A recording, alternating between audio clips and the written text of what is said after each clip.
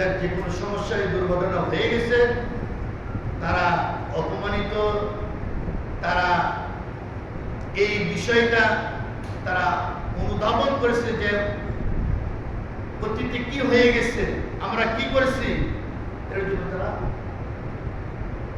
অপমানিত, লজ্জিত, তারা প্রকাশ করেছে।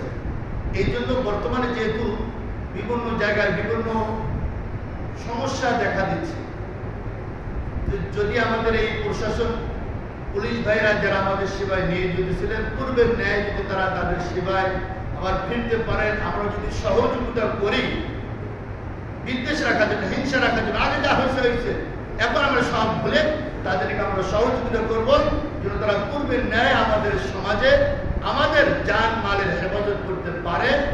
আমরা এই সহযোগিতা করব এবং আমরা দিল ফেলে তাদেরকে সহযোগিতা করব, তাদের সাথে কাজ মিলিয়ে আমরা সহযোগিতা করব। আল্লাহ তাআলা আমাদের প্রত্যেককে তৌফিক দান করুন।